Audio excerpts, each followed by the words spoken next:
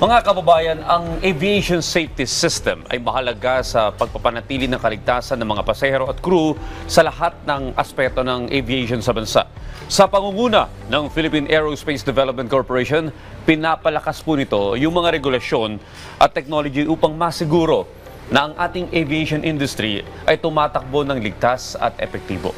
At para alamin ang mga proyekto at programa nila at kahalagaan ng aviation system, makakasama natin ngayong umaga ang President and CEO ng Philippine Aerospace Development Corporation na si Sir Raymond Mitra. Magandang umaga po, Sir Good morning, Mon, sir. and welcome po sa RSP. Magandang umaga po sa inyo lahat at maraming salamat po at ako po ay nabigyan nyo ng pagkakataon na maging bahagi ng inyong programa. Alright, Sir Mon, para po sa kaalaman ng ating mga ka-RSP na nanonood ngayon, ito pong inyong ahensya at hindi ganong pamilyar sa ilan nating mga kababayan. Kaya naman para maunawaan po ang inyong tungkulin, maaari niyo po bang ipaliwanag sa amin yung mandate ng Philippine Aerospace Development Corporation? Sa inyong pahintulot, nais ko pong ipahayag muna ang kasaysayan ng Philippine Aerospace Development Alright, sir, go ahead. Corporation. Ang PADC or Philippine Aerospace Development Corporation ay nilikha ng Pangulong Ferdinand Marcos Sr. sa bisa ng Presidential Decree 286 na kasunod ng Presidential Decree 696. Ito po ay naglalayo na magtayo ng matatag at maunlad na aviation industry sa Pilipinas.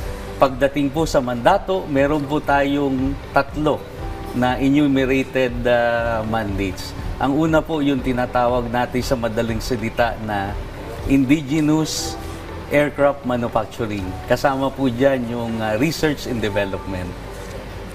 Sa unang mandato, ang PADC po nung kapanahunan ay nakapagdisenyo at nakabuo ng mga ilang trainer aircrafts at mga helicopters sa tulong ng mga foreign private companies.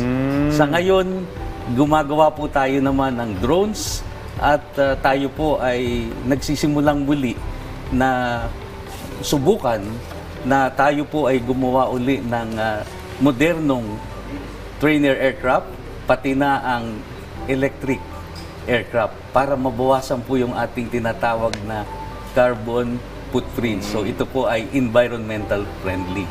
Ang pangalawa pong mandato ng aming ahensya ay yung tinatawag na MRO or Maintenance, Repair, Overhaul ng mga military or civilian aircrafts. Kasama na po ang flying schools.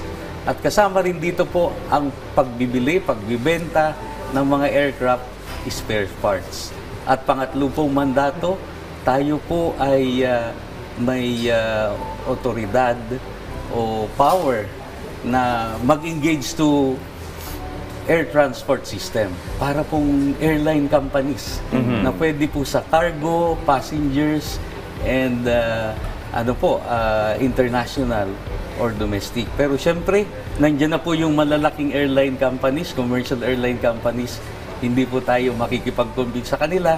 Kaya po, meron po tayong isang programa na i-connect po natin ang ating mga beautiful islands in the Philippines. We call that Inter-Island Transport Network System sa pamamagitan po ng mga bahagyang size or medium size aircraft na pwede pong magbigay ng serbisyo sa ating 7,100 islands. Sila pa rin mga yung service maintenance ng mga aeroplano ng militar, ng iba't ibang mga ahensya ng pamahalaan. Tama po. Crucial yung role nyo, sir, no? Kasi lalo na sa mga military, di ba? Opo. Pagka yung, lalo na ngayon, kailangan natin ng mga barko, di ba?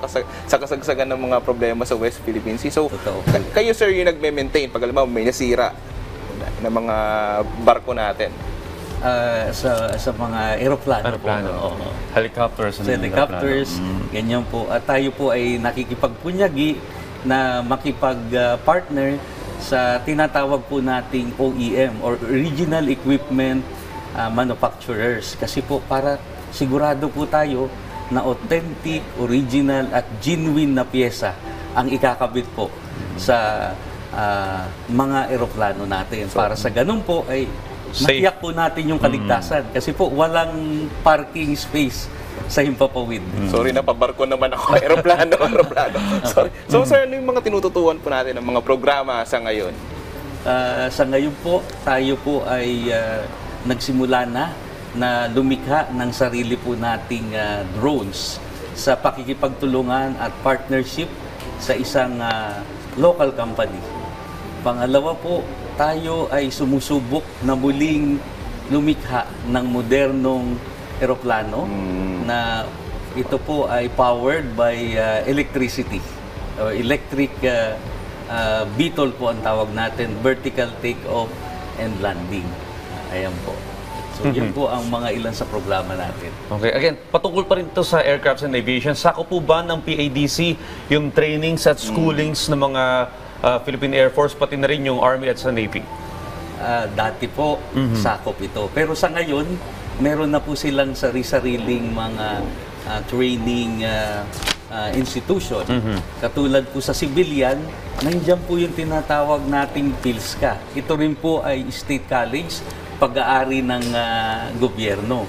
At ang ating mga kasundaluhan, meron po silang tinatawag na Air Training Doctrine Command.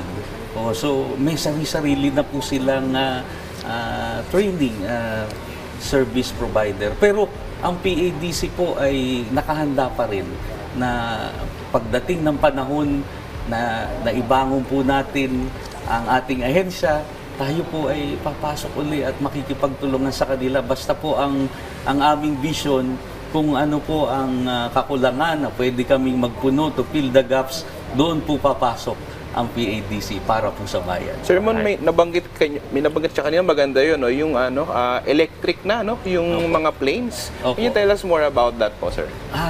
Ito po ay, sa ngayon, ito ay moderno at makabago. Meron po tayong mga kinakausap sa ngayon at ang isa po dito ay malapit-lapit na makipag-partner sa atin. Ito po ay mula sa bansang Korea at sa bansang Amerika na talagang powered by by electricity. Kung meron tayong mga kotse na electric vehicle, ganun din po sa eroplano. Meron na rin po tayong binubuo na electric aircraft na charging. Hindi naman po ito nakakatakot kasi napaka-safe naman po ang air transport. Sabi nga po, sa aksidente, it's 1 in 11 million. The safest mode of transportation po ay ang aviation or by way of mode of airplane mode or air transport mode. Well, sana po magtuloy-tuloy lang ang mga programa po ng Philippine Aerospace Development Corporation. Maraming salamat po sa pagpapunlak ninyo dito ng interview ngayong umaga at pagbisita sa amin. Maraming salamat po, Sir Raymond Salamat Mitra. po.